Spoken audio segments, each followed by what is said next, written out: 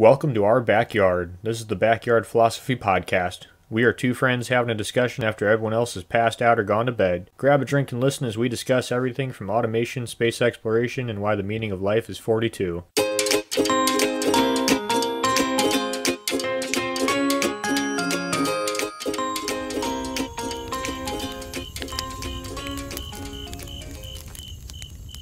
If you're not first, then you're last. We're going to be talking about birth order today, how it affects us socially, how it affects us mentally, and does it really matter if you're first, second, or third? So Nick, before we get too far and start going off on birth order, what are you drinking and how you doing? I am doing great. It's been a long day. Need some energy, so I'm doing some Jim Beam and Coca-Cola. Disclaimer, I myself am a firstborn, the oldest child. Some would argue the best. Mike, what are you drinking? Some old-fashioned Jack, and unlike you, Nick, I am technically an only child, but lot of asterisks around me. But interesting how you're the first child. Now, for those listening, apparently there's a whole science and effect of birth order, which we researched and went into, and it's quite interesting. I think the most important and one I want to bring up right away is the Alfred Adler birth order theory. Boy, is that a mouthful. But pretty much, it's that each child has a different, I guess you could say pattern. So different nurture creates different pattern and personality in people, such as like the birth order, like an only child.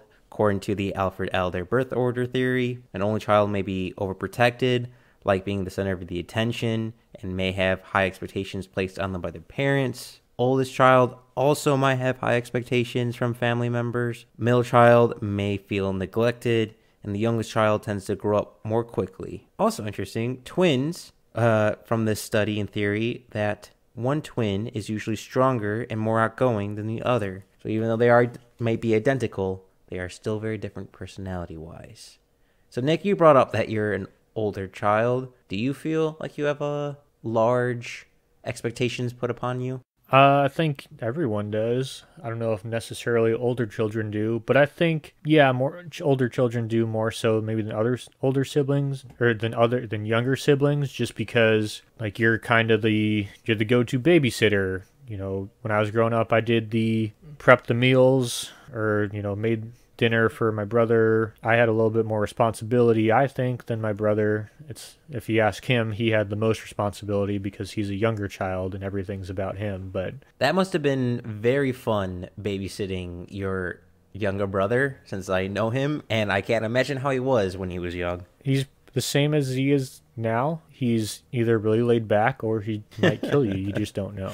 But it is very interesting. Birth order has a huge part in our history, since medieval times and even before that, down to the pharaohs of Egypt. Historically, their firstborns got the land, got the throne, were in charge. There's actually a word for it called primogeniture. I believe that's how you pronounce it. It is the right by law or custom that the firstborn will inherit parents' estate. Predominantly male in history, but occasionally there has been females. And that's very interesting. Perhaps the thinking behind it is the firstborn is the oldest, and with the age comes wisdom, and perhaps their chips are going to one basket. Because historically, firstborns are less likely to die in infancy compared to other children. So if you're the firstborn in the past, you have a higher chance of survival, so perhaps you'll live longer, maybe bigger age gap, be more mature. Maybe that's why they handed the throne, the real estate. But I know for real estate, for like farming, serfs, land was hard to come by, so just kind of went first come, first serve, so oldest got it. But there are many cultures that had plenty of land that was firstborn leads the family, firstborn inherits it. I'm curious, Nick, did you come across this and this historical point? Yeah, that firstborns get the land. They take the title, generally take over the family business in the past, and still to this day, I know a few of my friends who are firstborns who they're kind of expected to take over the farm. So it hasn't died out. It's so ingrained in our culture. It's very interesting to me. And sometimes I wonder if the firstborn is truly the best one for the job. But even in modern history, like the 20th century. Yeah. Go ahead. Yes, he is. No, I was just saying firstborn is definitely the one for the job. I don't know. Only child might be the best of all worlds. But it is very interesting how that culture, that idea of the firstborn being ingrained to do great things and high expectations has carried throughout the entire centuries. Here in the United States, more than half the U.S. presidents, most Nobel Prize winners, and every U.S. astronaut has either been an only child or a firstborn. So, aka the oldest. And let's go only childs. Let's go. Woo! Nope. Do not clap for only children. But when researching this, it was interesting how we like to think us humans as individuals are the ones who broke the mold.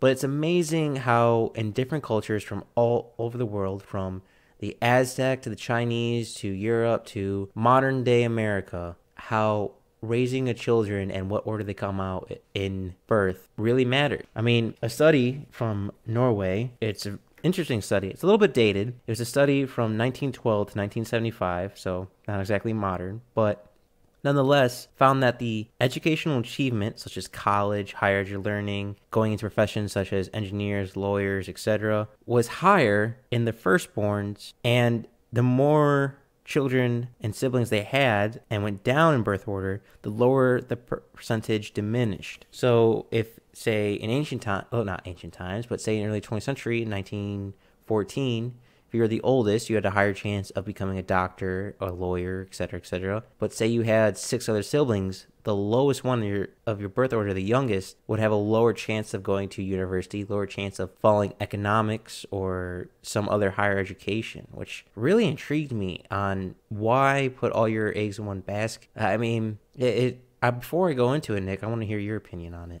So the older children tend to get, like we talked about, more attention from their parents. They tend to survive longer or have a better chance of survival. So I think what it is, you get that return on investment when you're a parent first. Your older child's, you put in that time, they're the first to leave the house. They're first to start helping with the family if the family needs help. So I think there's a lot of pressure on older children to succeed. They also haven't followed in anyone's footsteps, really. Like a lot of my friends happen to be older siblings, and they were always the first one to do everything. So from sports, classes, teachers, a lot of time jobs, the older sibling always went first. So the younger siblings would come and ask, about things, but the older siblings were the first one to do it. And so they tend to do better, without as much, or with direction, maybe without, because I know a lot of the younger siblings, they had kind of an idea going in, but the older siblings face these challenges for the first time with no direction, compared to, say, like I started a job and then my brother started working there. He had someone he could go to for questions. Necessarily wasn't a manager, someone who's familiar with or something. So I think the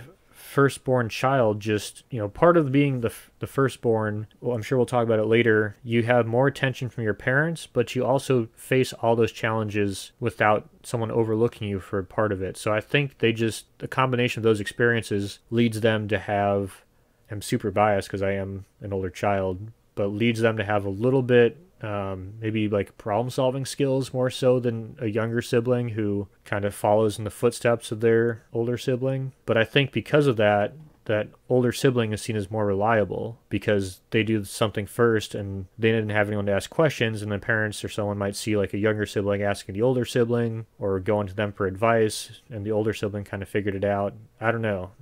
There might be something there, but that might just be my personal experience. You did make me think of one thing when you were explaining your opinion on it is, I wonder if your birth order affects what kind of friends you have. I didn't come across this in my research, but you said most of your friends are older siblings or I imagine also only child. So I wonder if middle children make friends with more middle children, if younger siblings make friends with younger siblings. That'd be very curious to see. But I think you are onto something a little bit with trial and error. So before I get too far, I want to keep talking about that Norwegian study. In that same study, they also found that the middle children tend to be more relaxed and social. They believe this because they have more people to talk to of different age ranges. So imagine if a family of 5 where mom and dad and an older sibling and a younger sibling, that middle child could talk to a larger group of ages and has better communication skills because they're talking to a larger range of ages. We'll talk about middle children, but right now I want to focus on older children. But it is very curious to me how you said that they've gone through, they try to figure it out. From a study that I came across, which was from 2015 from the University of Illinois, they studied 377,000 high school students and learned that firstborns are more likely and willing to lead. So maybe it's just more nature than it is nurture when it comes to birth order. Maybe the first is always supposed to be the protective older brother, the guardian sister, etc., etc. It's very curious to me because it's, as we dive deeper into this conversation of birth order, it's again almost like a pseudo-science where there is some truth to it, but we're not quite sure how much yet, even in the 21st century. So Nick, I want to keep talking about firstborn since you are one, and as an only child I kind of float everywhere, so I would like to hear more about being a firstborn, if you don't mind. So I think I'm going to say some things that all of my friends who are firstborn can relate to. Your parents were a lot more strict with you than they were with your younger siblings. So that would be, say, like going out with your friends or something. An older sibling, the parents will have like a date or time you need to be home. With your younger siblings, they'll be a little bit more or less relaxed. And by the time it comes down to like the third, fourth sibling, parents really didn't care as much. And that's something that not just I've found out to be pretty true, but it's also come up in a few studies, and that has an effect on children. So I have a dumb theory before you continue about this. It's actually from a comedian. It's that the firstborn wears down the parents, so the children and siblings that follow after, the parents are just so wore down they just stop caring as much. As bad as that sounds, but I feel like there's some truth to it. Probably. Another thing that came up, like I mentioned, the firstborns tend to be kind of like a scout. You know, they go through everything first, and they also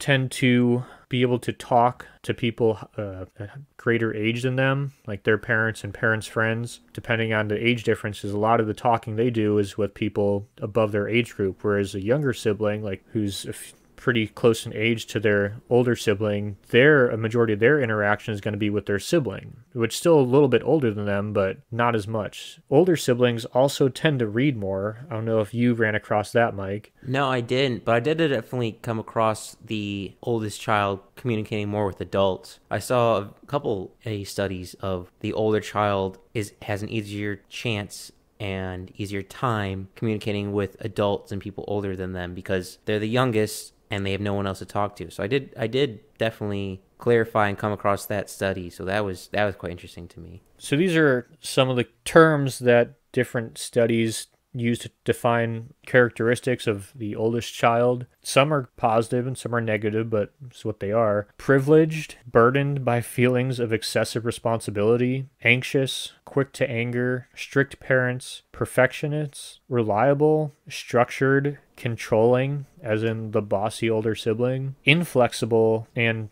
take charge, like we mentioned, more likely to be a leader. Nick, are you just reading your horoscope? I don't know. It seems like some of the science in a horoscope may not be too far from each other.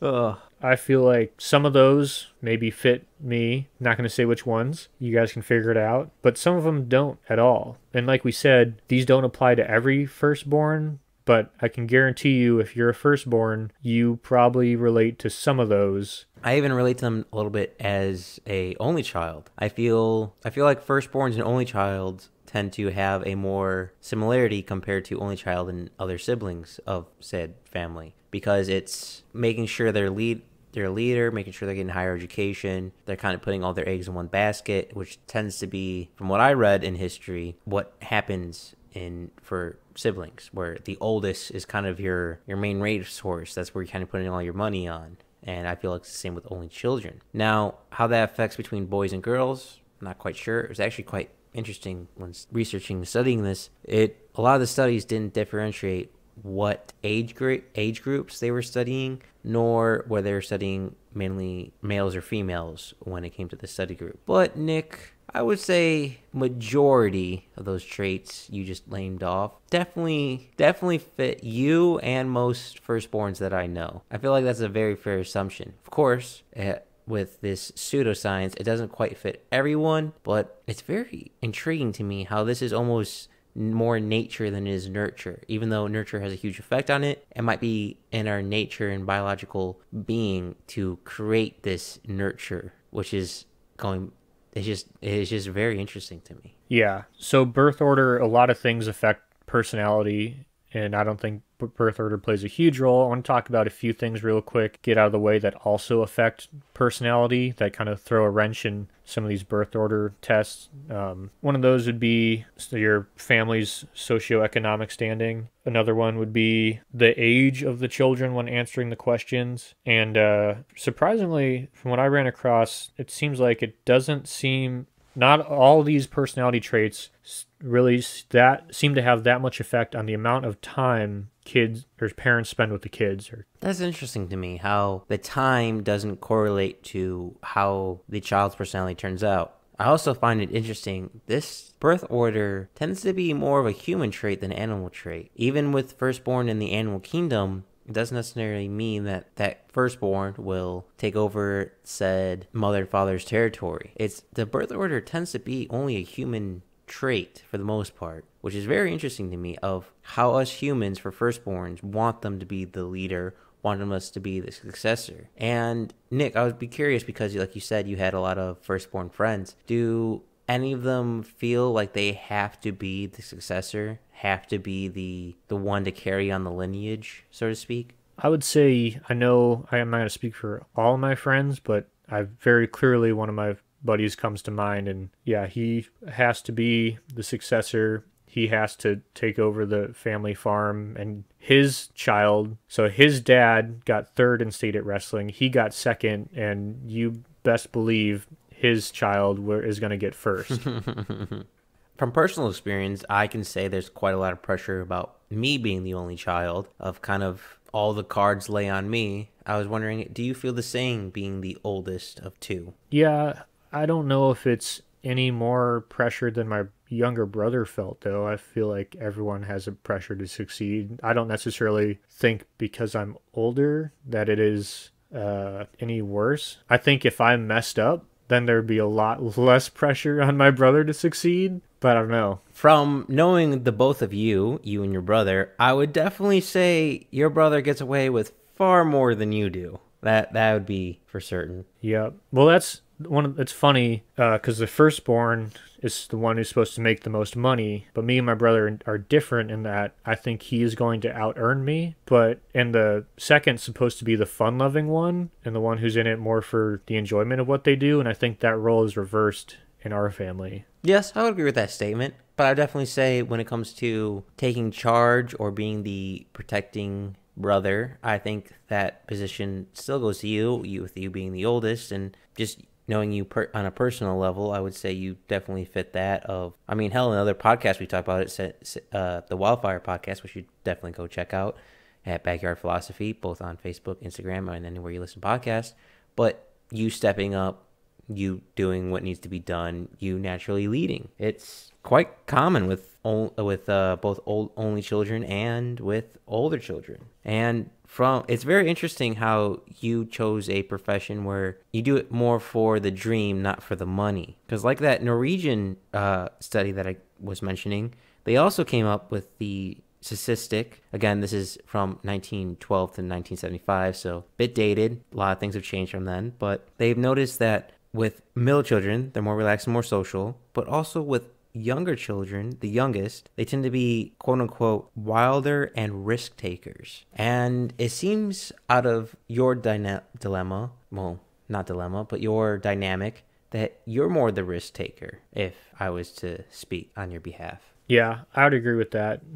my wife is the younger too, and I think she's more the risk taker in her family. So I would that who's more the risk taker is kind of an interesting one. I could see that one I'm not so sure about. If I look at like my friends and stuff and try to say the ones who are younger are more the risk takers, but I could kind of see it playing out. I don't know. What do you think for the younger siblings? Do you think they're more risk takers? Yes. I think only children and oldest children. So I'm not going to keep saying only children and oldest children. To me, in all these studies, they're correlated. So if for whatever happens to one, happens to the other, there's more similarities than differences. But the older siblings tend to make a more calculated risk. The younger siblings tend to make a more whimsical risk. So the older child might choose a risk of, if I ask this girl out, how this will affect my friendship, etc., etc., while the younger might just willy-nilly start asking random girls out. I feel like the youngest, in my experience, tends to be more random, tends to be more in the moment, not calculated risk. And some studies prove that, where most CEOs and high officials tend to be the oldest child or only child because they're taking that calculated risk. But I feel more extremists, like adrenaline junkies, tend to be more the youngest child, which is weird because I'm definitely a adrenaline junkie. So an interesting point I want to point out is that from researching this is that older children tend not to play contact or dangerous sports compared to the younger siblings. The younger you are in the family order, the more chance you are of participating in a dangerous sports. And this came from a 1968 study, so again, this is dated, but it is interesting how your risk management versus decision change. Do you agree with the statement? Because I'm curious on yours, considering I don't have a sibling, so this is new territory for me. Yeah, I would definitely say that that's true. I would say, while I may take more risk, the risks I take tend to be more calculated. And I would definitely say my brother was just kind of like, oh well, like we'll see how this goes, even though it does somehow work out for him. Well, like he says, bad stuff just doesn't happen to me. And yet it somehow works out for your brother. I wanted to read off another list of words that describe second child, or this would be the youngest child. Vulnerable, self-conscious, impulsive. I wrote down fewer books. That younger childs tend to read less than firstborns. Less strict, fun-loving, and attention-seeking. I would agree with a lot of that. I feel, again, this is just me abstractly thinking. This is from all personal experience, but I feel like the youngest have a chip on their shoulder where they're not the center of the attention. They have to overprove themselves, I guess, because the oldest being the quote unquote golden child, the one next for the throne, they have to do all these extraordinary things to get attention. Whether those things be good or bad is completely up to the child, but throwing them tantrums, doing these extreme things, trying to get attention, I could definitely see that. What about you, Nick? Would you like to elaborate on that? Yeah, I'd definitely say, the youngest, known for being attention seekers. It's kind of hard. I have not just my brother, but my expanded family is huge, and some of them are, the oldest is kind of the attention seeking one. I'm thinking of my cousin Emmy, who's insane. But like my brother, I don't know if I'd call him attention seeking. I don't know. Some of these I'm not too sure about, but I think some of them definitely apply. If I may, I would say your brother isn't attention seeking, but I would definitely say he's flamboyant. Definitely peacocking a bit. Just, I see your brother trying to get a reaction out of people quite often. I'm not quite sure if that still holds true. You know him better than I do. Yeah, that's true, especially when it's someone who's closer to his age. So my friends and his friends, his age group, he definitely will do that. Usually doesn't do that around adults, but maybe that's because younger siblings don't see adults as much as older siblings do, so they don't know how to communicate in that atmosphere. It is curious to me how gender might affect this, because I'm very close with my cousins. They're both younger than me, both entering middle school and high school. One being the oldest, being the boy, who tends to be, of course, he might just becoming a teenager, might be a sarcastic little asshole, because we were all that when we were his age. But his younger sister tends to be more academic, more science-based, more ambitious. So I'm wondering how age affects that, because that dilemma doesn't quite affect them. So I'm wondering if this is just brothers or if it's some other asterisks that we're not thinking about, because him, my cousin being the oldest boy, tends to be more towards your brother, Nick, I would say, in personality, while his younger sister tends to be more towards your personality. And that gender difference makes me very curious, and I had a hard time researching this. I did not find a lot of things on the studies doing gender or economics, which we'll talk, and a bunch of other factors we'll talk about later. And I'm curious, did you come across any of this when it comes to the gender between siblings? No, not in research, but like I mentioned, my wife tends to have more of the older sibling qualities, but she's definitely a younger sibling. Like the annoying of the older sibling, she is all there for that. If I may ask before you expand, is your wife the oldest of girls, the youngest of girls, the youngest of boys? Oh yeah, should have cleared that up. She is the youngest of two girls. But yeah, she is a little bit more of the risk taker than her sister, and she seems more to take charge. But then, like I said, her and my brother get along because they both really like to annoy people, and I think that is a younger sibling quality. I agree with that. It seems much like the Loki and Thor kind of relationship in Norse mythology, where the older brother is the stoic, perfect child, while the younger brother is the comedy / trickster. And I would agree with that. She's the one making the jokes, the one pulling the pranks kind of person. Yeah, so I wonder if I didn't see it broken down that way either, broken down by gender. They kind of just lumped it into birth order, but it'd be interesting to see if that changes with gender, because I don't know if it was on my list of factors that don't affect the personality. One of them was genetic factors, which gender would probably fall under that one. But if genetic factors trump, birth order factors. So if you're more genetically predisposed to be quick to anger, which is predominantly a firstborn trait, and you're the secondborn, that trait is going to trump your birth order effect of not being as quick to anger. As an only child, I can see that. From my own experience, I think only children tend to relate more to our firstborns than any other of the siblings, because as much as I don't want to admit, sometimes I'm quick to anger and frustration. Granted, I might try to power through it, but from my own personal experience, I realize that sometimes I'm quick to an aggressive emotion, to put it politely. But I want to bring up an American psychologist by the name of, I apologize if I butcher this, but Frank J. Solany, I believe is how you pronounce his last name.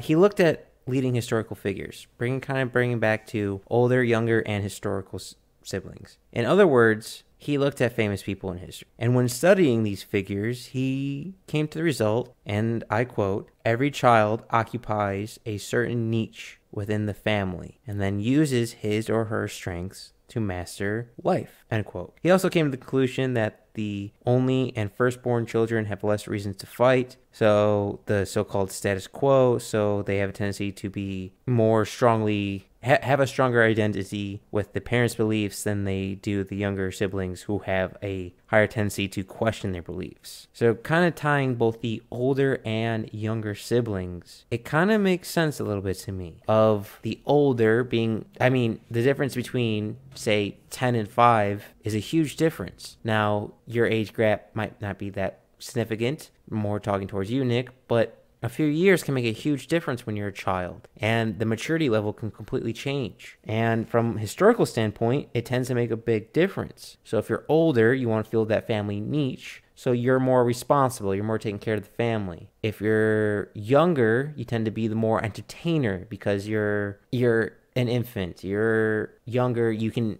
have the excuse of being stupid and playful for being so young. And I'll be curious if you agree with that, Nick. If I agree that you use the skills you learned in your family towards becoming more successful in life?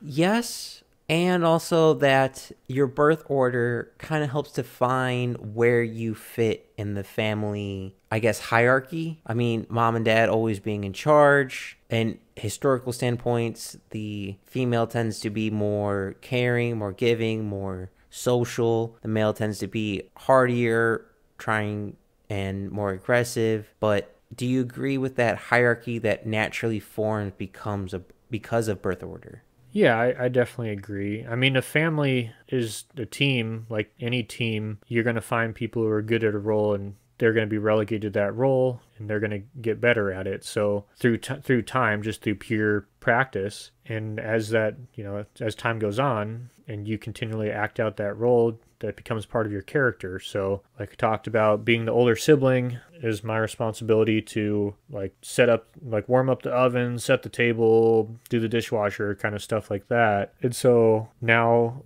I do that stuff in my life here.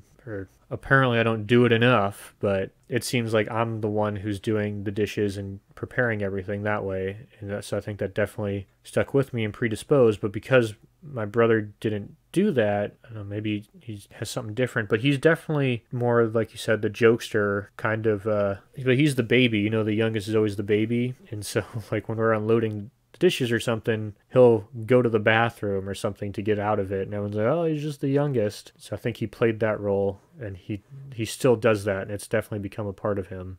That's interesting how you bring up the point that it carries with you more into adulthood. That, I mean, for most people, their brain doesn't stop developing until they're 26. So it's interesting how you brought that into adulthood. And I wonder, I don't want to go down this rabbit hole, but I just want to bring up this point of, I wonder how it affects relationships and social status, being the youngest, middle, or oldest when it comes to, relationships and stuff like that. Where do the oldest find more relationships easier and are more unstable relationships compared to younger? That'd be very curious to me. I was looking up after this, like marriage, like do older children marry older children or older children marry younger children? And what I found out is your marriage is more likely to last if you're both like the same birth order. So if you're both the oldest, you're both the youngest. So good news there, I guess. That is very interesting. I thought it would be the opposite, like a yin and a yang thing. That's I was literally about. That's why I thought that it was interesting. I thought they were trying to be a balance, but And I guess what it is if you kind of think about it, so like the two firstborns more likely to be leaders. So you got two leaders pulling directions, like a leader and a follower. So if you have a firstborn and a younger child, you have a leader and a follower, and the secondborn acts out because they don't get to lead, they don't get that responsibility, they don't get that attention, whatever it is. But if you have two secondborns who no one wants to do anything, they're kind of both followers, nothing gets done. And if you have two leaders, if you have two like secondborns, they tend to be kind of go with the flow together. And so that might make an easier relationship. Here's an example that I told my wife about, which was a bold strategy. The problem... Well, bold move, Con. Let's see how that goes. A common problem with older children marrying younger children is the older children tend to become angry that the younger child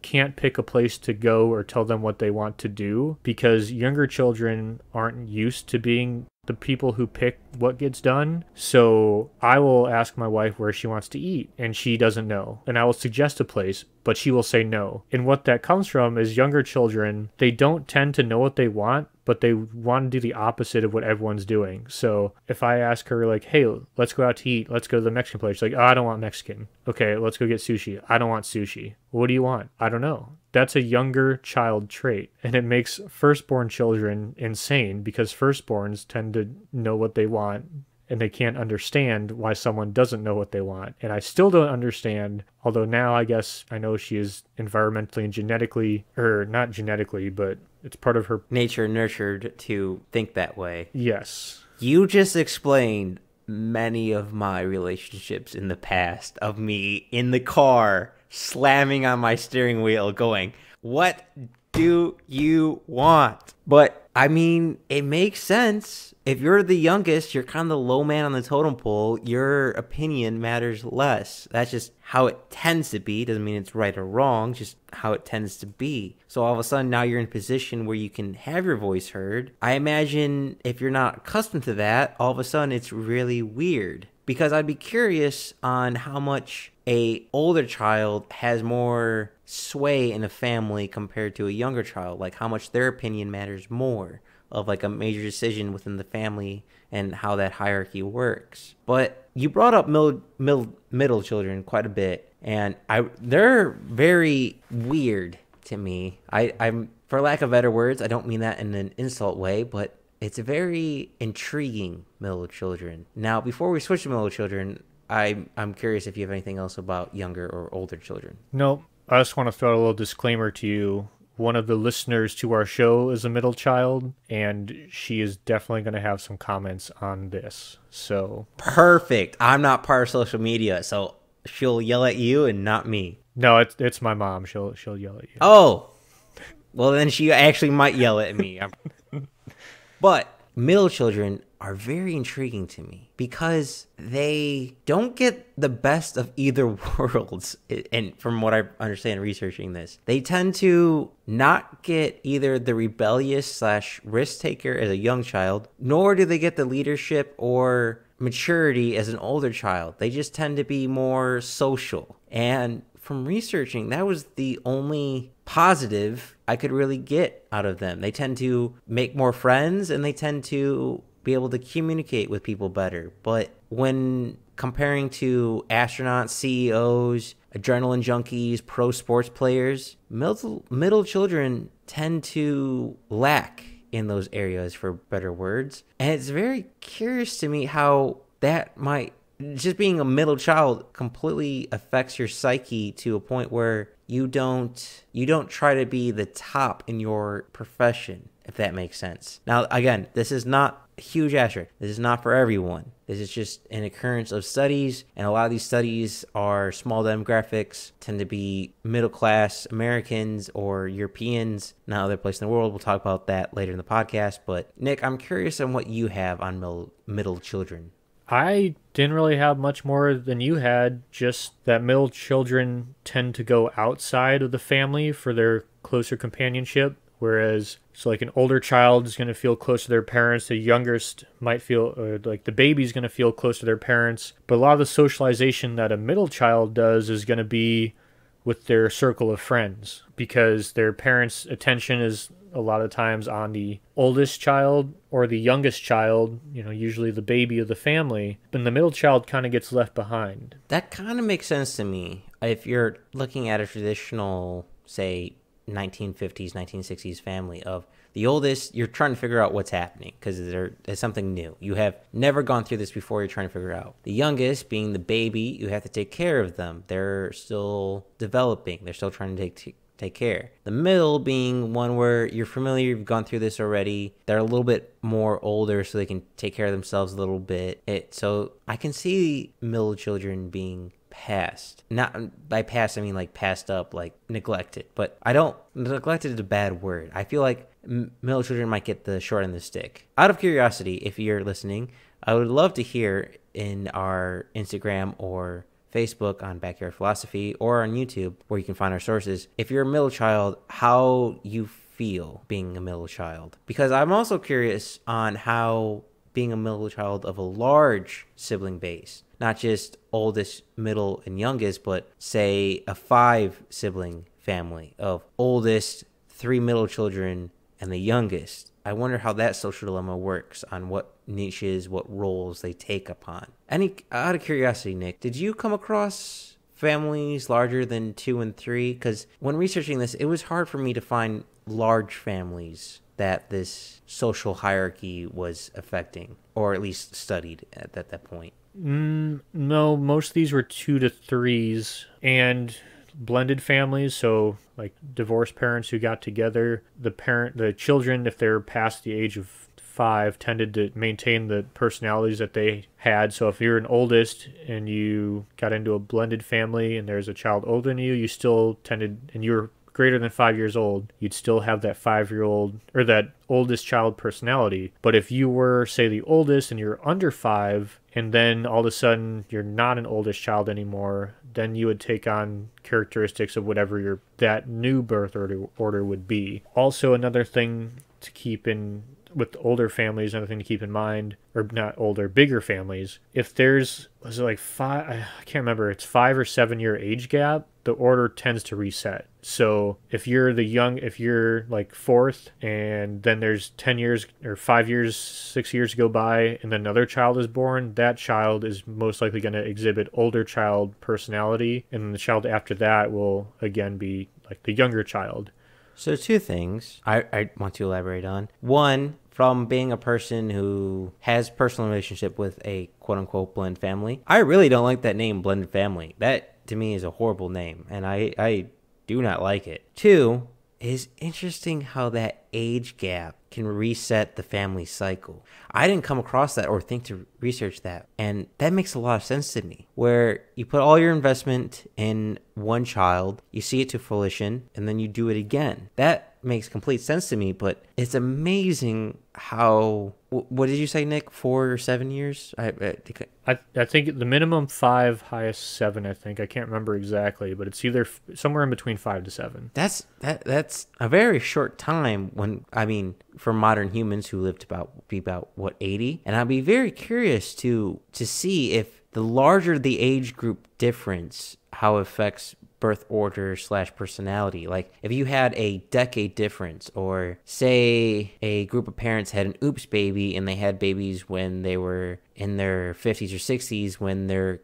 current children were in their 20s or 30s, how that would affect or change how they raise the child and the personality of that birth order effects. Would the older siblings who would be in their 20s and 30s be more parental towards the new baby, or would they just not really care and let the kind of new sibling run wild? I'd be very curious about that. Yeah, so that's a good question. It never talked about the parenting like interaction with the new child, just about the characteristics they would take. So yeah, I couldn't tell you. I don't know about you, Nick, but I came with a lot of asterisks when researching this. Like they weren't talking about location where they did these psychology of birth order. I imagine location has a huge difference, rural versus city compared to, or even country versus country compared to the whole world. Like I imagine from what I've researched from the studies I mentioned, they tend to be more United States based or European based, but how different cultures deceived it.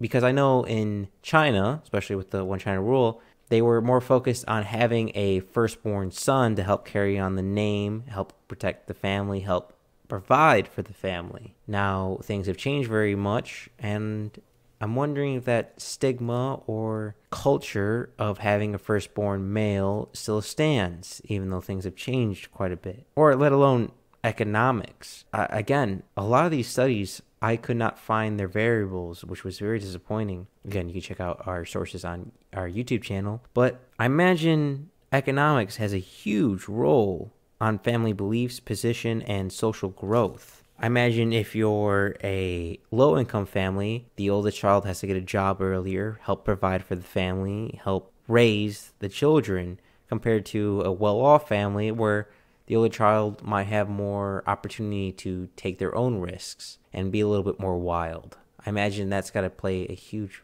part in that. And I want to talk about location economics a little bit, and I'll be curious, Nick, did you come across any research of economics or location? I didn't come across any research that included that. A lot of them did not include that data. It's weird to me because I feel, especially that 2015 from the University of Illinois, when they're studying hundreds of thousands of high school students, I imagine most of those high school students are middle class or lower middle class. So that's got to be huge. That's got to be a huge point in your data. That's got to be a huge asterisk. I'd be curious if the birth order changes with economic means. I imagine we all know the quote unquote stigma around rich people where the oldest the richer older family with old money tends to have spoiled children. So I imagine if they all have money and entitlement, they'd be more spoiled and more act like a younger sibling of higher risks, doing attention-seeking things. I imagine that's got to play a huge role into it. Or if a lower-class family, where the older you are, the more you have to help the family, more you have to provide the family. That just makes sense to me. And I'd be curious on how you feel about that, Nick. What's your opinion on the economics on how it affects the birth order? So the firstborn is always going to be born when the family has the least amount of money relative to the other children, for the most part. I mean, things can change, but generally, family's wealth will increase over time. Before you continue, I don't know if I agree with that statement. Do you think, like, what do you mean? I imagine a firstborn is either a oops baby or they might be a planned child. I feel like a lot of older siblings are planned children. So when they're economically stable, and say 7 years of raising a child, it costs a lot of money to raise a child. So I imagine they might be a more economical, I guess, deficiency when their second child or third child comes along, because they've already put a lot of money and materials to raising the first child, because it's expensive to raise a child. I don't know if it's true, but that's just my gut feeling. Sorry, I didn't mean to interrupt. But also at the same time, they're going to get a raise, move up the corporate ladder. From what I read, just generally, the firstborn is born when the family has the least amount of money. And they think that might be tied to why the firstborns tend to be a little bit more anxious. They tend to be more clued in onto the family's like financial status. Whereas by the time like your thirdborn is born, for the most part, if you can afford it, I'm assuming this is all like middle class to upper middle class kind of stuff, that the younger children don't tend to have as good an idea about the family's financial status as the older borns do. That makes sense to me, but it makes sense to me, especially if it's middle class or upper middle class or somewhere in that region of the older, understanding the finances we're in. But I don't know. I feel like a lot of this research done by universities and different organizations didn't clarify who they were studying or the demographic they were studying, because I think that's a huge difference. Like if you're a poor farmer in, say, Central America, you might be poor your entire life, so it might not matter which sibling comes out in which order. But if you're, say, fresh out of school at like university, where you're starting to make money, but you're still kind of poor, paying off student loans, etc., etc., I agree with that statement when it's that kind of scenario. But I'd be curious about more of the extreme ends of if you're already super rich or already super poor. I imagine that's got to have a huge effect on birth order. Would you agree or disagree with that?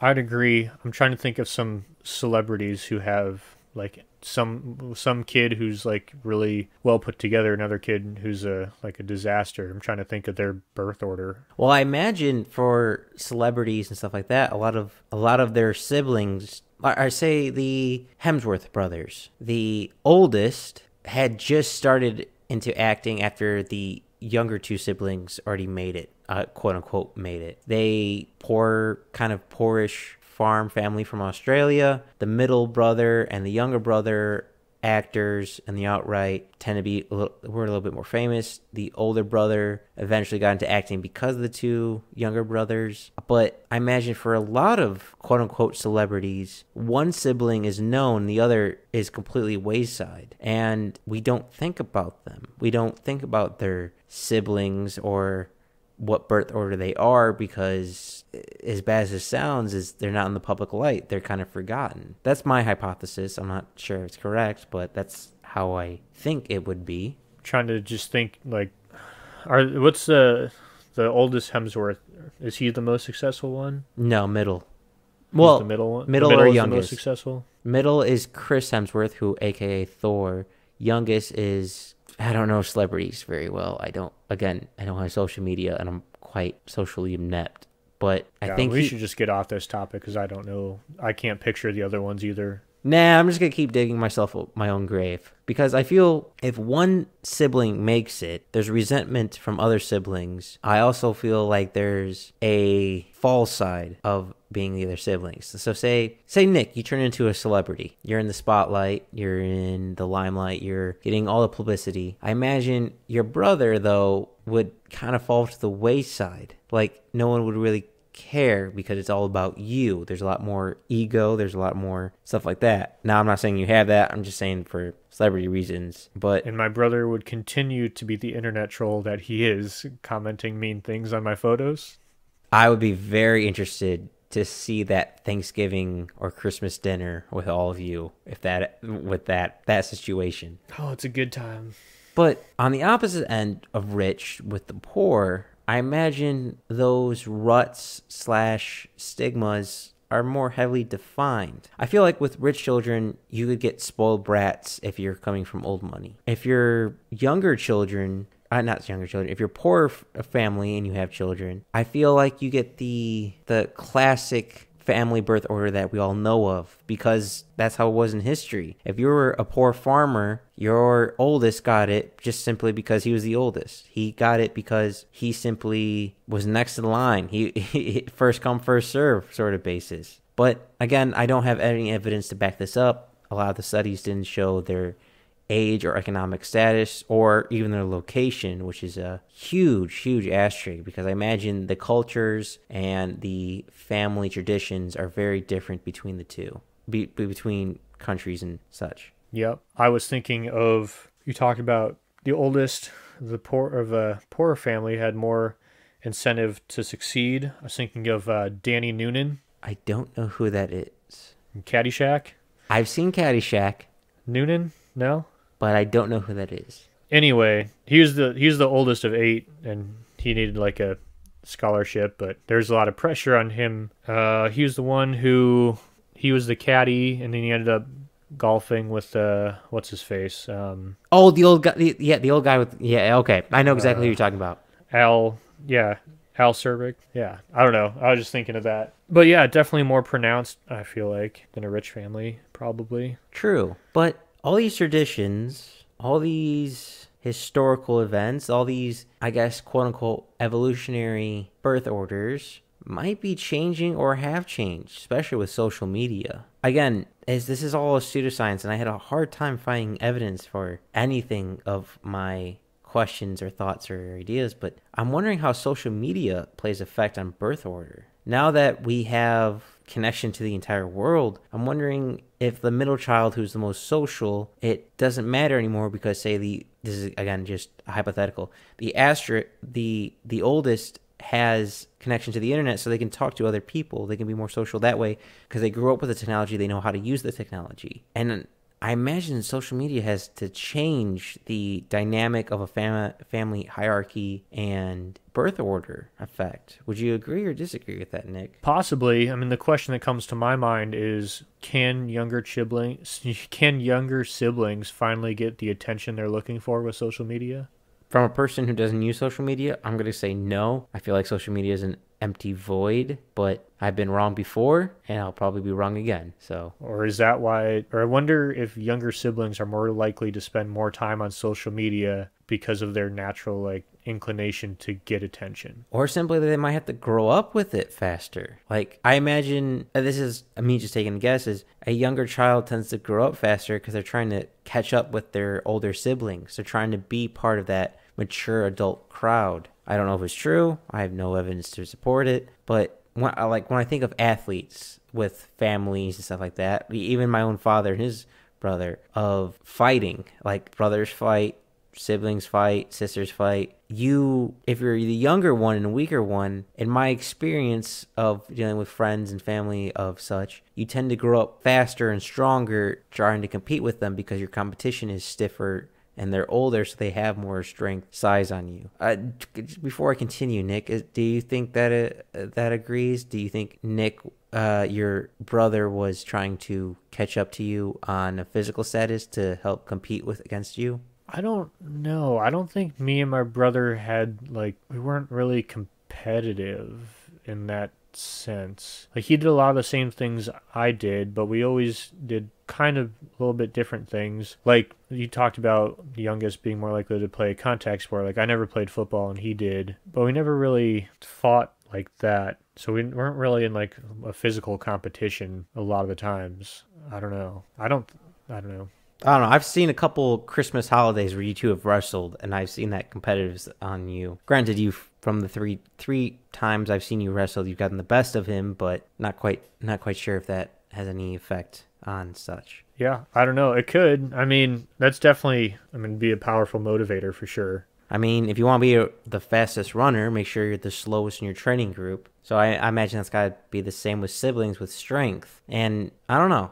That's just something that came to mind. I'm not sure if there's any truth to it. But speaking of something that has no really truth to it, I did come up with another curious little rabbit hole idea. And it's something we tend to talk about every podcast, which is genes. The genetic engineering of a human. Now, for those who don't know, based on your health and what age you have a child, plays a huge role. Your genes turn on and off when you're healthy or not healthy, etc., etc. Also, your age group, and need to think about that when having a child. And I'll be curious of if your family, not your family, your parents are unhealthy and say overweight and have the oldest child, and all of a sudden get healthy and have another child. I would love to see that social dilemma, that social difference, because there's different genes activated. It's, again, going back to nature versus nurture. And I have no idea how that would affect birth order. Like, Nick, I was very curious when you said that simply having a 5 to 7 year plan kind of resets the cycle. I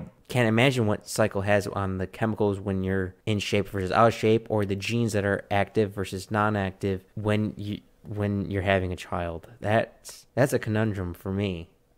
Any thoughts on that? Because that's a weird one, kind of out of left field.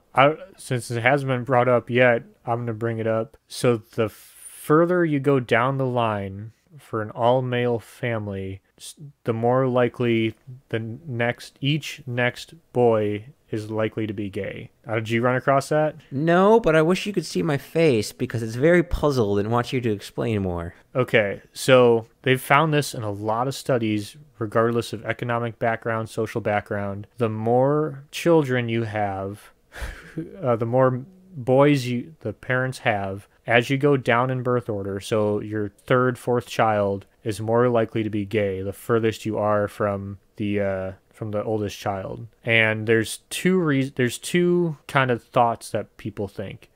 So one is, as you go down in birth order, there's less pressure to be a man or whatever you want to say, like less gender roles pushed upon a child. I mean, you already got 3-4 boys. The other kind of hypothesis is that when the woman becomes pregnant with like a boy, she has some kind of like for what they called it, like anti-male like antibodies in her system that I forget exactly what their role basically is, to stop the female genes from getting into like the male body, but the antibodies wear off after time. So as more children are born, the woman's body, which is sending the signals or the whatever, builds up in a resistance, can get that into the unborn child after a certain amount of time. So that explains our friends Matt, Kyle, and Tom. Got It's more likely a third child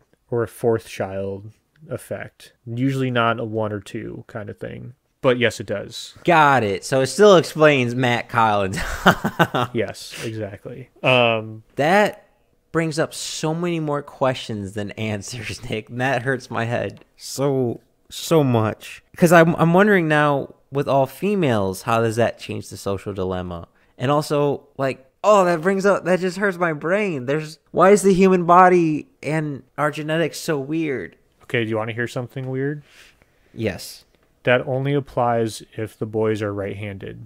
If you're left-handed, then you're not going to be gay because of that. I feel like that's not true. I think that's just... It is definitely true. Look it up when we're done. But they can't really explain the whole why a right-handed or left-handed has an effect, but they've definitely found it a few times. Again, if I had a guess before looking it up, I would have to say that with the birth order, that it's just statistics of there's a lot less left-handed people. So the chances of one in that specific birth order of all males being left-handed and being the asterisk, and then having another asterisk seems higher to me. But been wrong before, and it seems like I'm going to be wrong again, which is really weird to think about. Okay, so it says that women have antibodies that build up inside of them, and the males have resistance to it. But as women have more and more babies, they build up more and more antibodies that then go into the kids. And the more antibodies, the NLGN4Y proteins are targeted by the antibodies that build up in the women over time.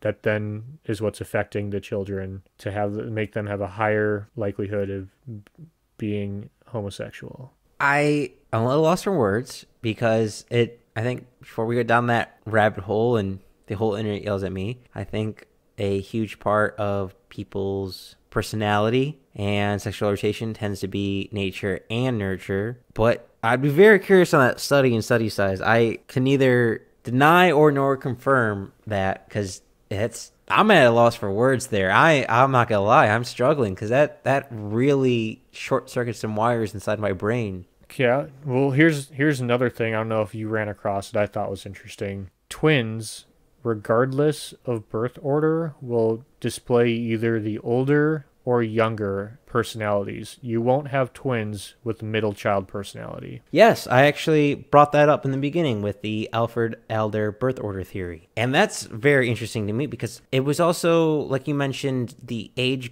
gap difference with the 5 7 years was also with orphans who got, or not orphans, adoption kids. It's weird how adoptions, twins, with twins being built upon triplets and quadruplets and quintuplets, and I don't know how many more people are born in a group, but there's always an order. As much as chaotic as it is, even when it comes down to twins, where it doesn't really matter, they're both at the same time, pretty much, that there's still an order. And that's super fascinating to me. And knowing actually quite a few twins, I think I know 4 or 5 sets of twins. There's always a hierarchy. There's always one when it's a certain situation, one takes charge versus one doesn't take charge. Which, Nick, I'm not sure how many twins you know and or adopted kids you know. I was wondering if that still holds true with your personal experience. I think I only know the twins you know, so yeah.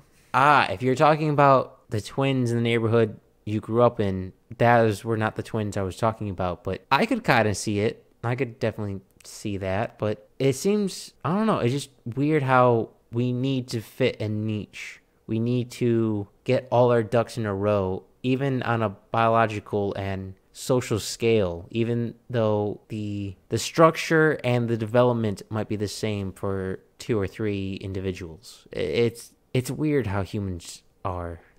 We are such a foreign creature to me, and I have no idea how we work. Yeah, I don't have any insights either, so. Well, actually, you might have an insight on something a little differently, which, as an only child, I do not have. Of course, me being an only child, I probably was more spoiled than having siblings, et cetera, but no matter what your birth order is, I have a hypothesis that I think the child, no matter whatever they are in the birth order, thinks it's greener on the other side. The grass is always green on the other side, kind of quote. The oldest is jealous of how much the younger gets away with. The youngest is jealous on how spoiled or how much responsibility the oldest gets. And I'll be curious if you agree with that, Nick. Yeah, definitely. I'm sure my brother can agree that he's jealous of some of the things I had, but I'm definitely jealous of how much he got away with. So, yeah, I think that's definitely, you want what you can't have. Would you say your younger sibling gets away with more than you?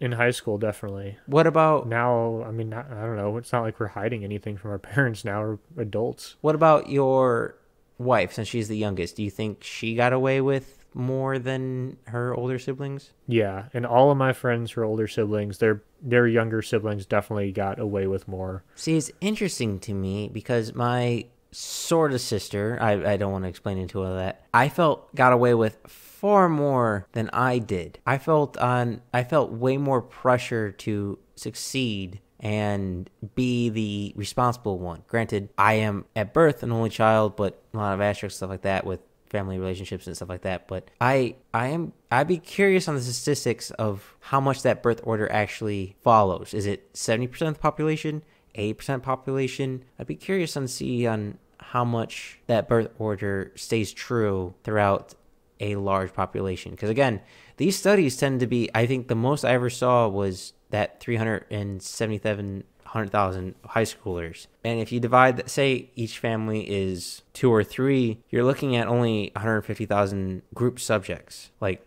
of that thing you're studying in Social Dilemma. So it's a large number, but not as large as I would like it to be. Yeah, well, I think what we talked about is it is kind of a pseudoscience. There's so many variables that go into personality.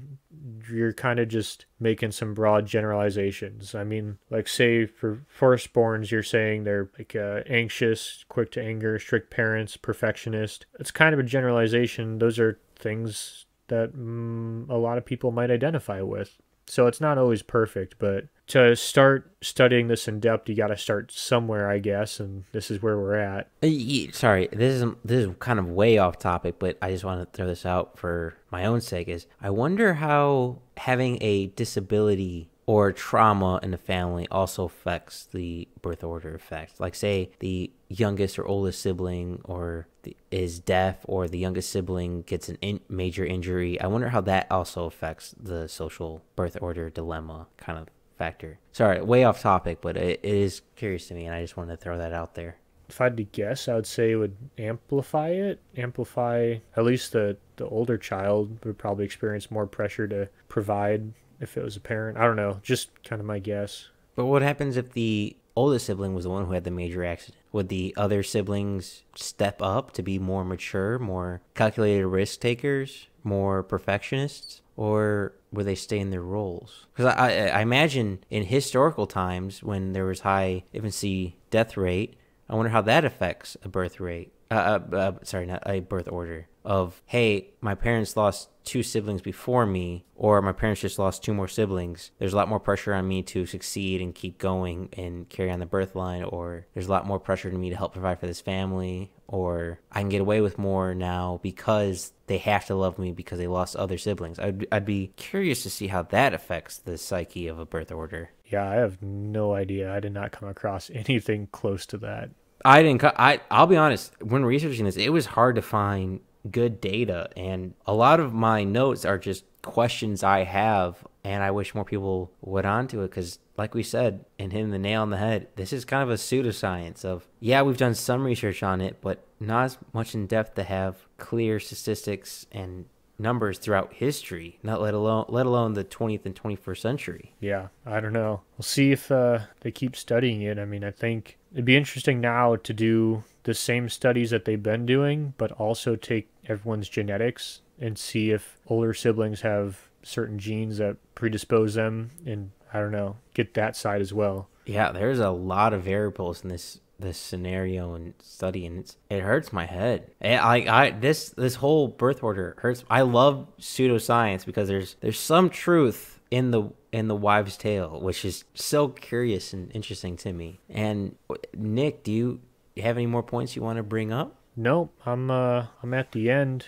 I'd be very curious on anyone who's listening who made it this far in the podcast of what your opinion is. What's your position in your birth order and how you feel like that affects your family? Again, this is all very weird to me being an only child because no real siblings. So it's all kind of hearsay for me. I have no experience except for looking outside in at other families and groups. And like I said in the beginning, when Nick read off the statements for older child, and I said it was kind of a horoscope, kind of true there on a lot of points. Definitely say, Nick, I would have to say you fit a lot of those points. Yeah, I definitely agree. I don't think I'm that quick to anger, but perfectionist I would definitely agree with. Yeah, I mean I think they definitely fit a lot of the older siblings I know as well, and youngest child's kind of fit it. Like we said, it is kind of that old wives' tale. Like everyone kind of knows when you say like the younger sibling, you automatically there's characteristics you think of. So I think there's some truth to this mixed in with whatever else, but I'd say there's definitely elements of truth and fact in all these for sure. As selfish as this sounds, you know what my biggest takeaway from all this, Nick, was? What's that?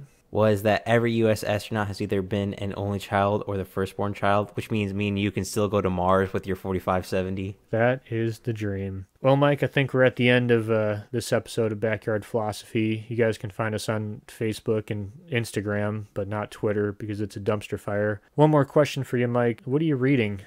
I have started a new book called The $100 Startup by, I apologize for butchering your name, Chris Guillebeau, Guillebeau, and it's pretty much a talk about how this man with a few $100 started his own business and now is giving advice to other businesses and how to kind of start your own business with low money and low capital to get your own business off the ground. So quite hitting home for me considering I want my own business. But what about you, Nick? What are you reading? I also started a new book, so I'm reading The Northwest Passage by Kenneth Roberts. It's a historical novel kind of following Roberts' Rangers around. Good old Rangers. Well, I want to thank you all for listening to our podcast, and sorry if we're all over the board. My chaotic, sporadic brain has more questions than answers for this episode, especially with something as complicated. I didn't think birth order would be that complicated, but it is a very complicated topic to me. So again, I want to thank you all for listening. And one more time, Nick, because I love hearing it. Can they find us on Twitter? They cannot find us on Twitter because it is in fact a dumpster fire. I love that dumpster fire. Well, thank you all for listening.